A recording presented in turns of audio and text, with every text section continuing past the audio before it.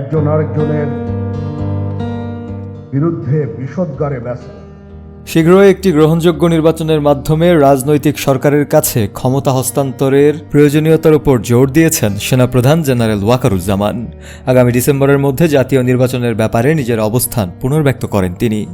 এছাড়া জাতীয় নিরাপত্তা ও স্থিতিশীলতা রক্ষায় সশস্ত্র বাহিনীর সদস্যদের নিরলস ভূমিকা ও প্রতিশ্রুতির প্রশংসা করেন সেনাপ্রধান। সেনা কর্মকর্তাদের শৃঙ্খলা ও আনুগত্য বজায় রাখার আহ্বান জানান তিনি।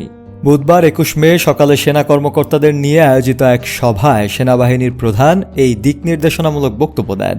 সংশ্লিষ্ট একাধিক সূত্রে তথ্য জানা গেছে, তবে এখনও পর্যন্ত আন্তঃবাহিনী গণসংযোগ পরিদপ্তর এ বিষয়ে কোনো সংবাদ বিজ্ঞপ্তি দেয়নি। পরে যোগাযোগ করা হলে আইএসপিআর কোনো মন্তব্য করবে না বলে জানায়। এ সভায় নানা ধরনের প্রশ্নের জবাব দিয়েছেন সেনাপ্রধান জেনারেল ওয়াকারুজ্জামান। তিনি বলেন, মিয়ানমারের রাখাইন রাজ্যের সঙ্গে মানবিক করিডোর বিষয়ে সিদ্ধান্ত একটি নির্বাচিত সরকার থেকেই আসতে হবে। এটি হতে হবে বৈধ প্রক্রিয়া অনুসরণ করে। করিডোরের ব্যাপারে জাতীয় স্বার্থ দেখতে হবে।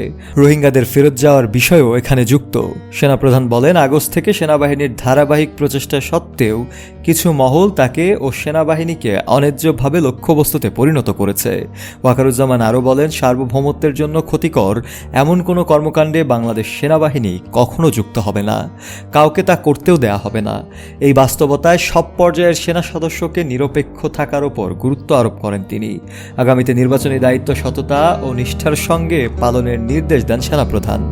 জেনারেল ওয়াকারুজ্জামান আরও জানান, অন্তর্বর্তী সরকারকে আমরা সহযোগিতা করছি, সহযোগিতা করে যাব।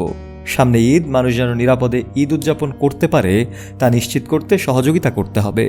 বাংলাদেশ নিয়ে আয়োজিত জাতিসংঘের প্রতিবেদনের বিষয়ে এক প্রশ্নের জবাবে সেনাপ্রধান বলেন, এ বিষয়ে আমাদের সঙ্গে কোনো কথা বলা হয়নি, আমাদের কোনো মতামতও নেওয়া হয়নি। নির্যাতিতদের অধিকারের পক্ষে দৃঢ়ভাবে দাঁড়ানোর কথা বলেছেন সেনাপ্রধান। জেনারেল ওয়াকারুজ্জামানের বক্তব্যের পর 1 ঘণ্টাব্যাপী প্রশ্নোত্তর পর্ব অনুষ্ঠিত হয়। একজন কর্মকর্তা বিভিন্ন অভিযোগে বরখাস্ত সেনা সদস্যদের অপরাধের বিষয়গুলো আইএসপিআর এর মাধ্যমে প্রকাশ করার কথা জানান। মব ভায়োলেন্স, সাম্প্রতিক আইনশৃঙ্খলা পরিস্থিতি, জুলাই-আগস্টে সংঘটিত হত্যাকাণ্ড বিষয়ে জাতিসংঘের তথ্য অনুসন্ধান প্রতিবেদন, অন্তর্বর্তী সরকারের চলমান সংস্কার সহ নানা প্রশ্নের উত্তর দেন সেনাপ্রধান। তিনি বলেন, মব ভায়োলেন্সের বিরুদ্ধে কঠোর আইনানুগ ব্যবস্থা নেওয়া হবে। শফিউল মাওলা, কালের কণ্ঠ।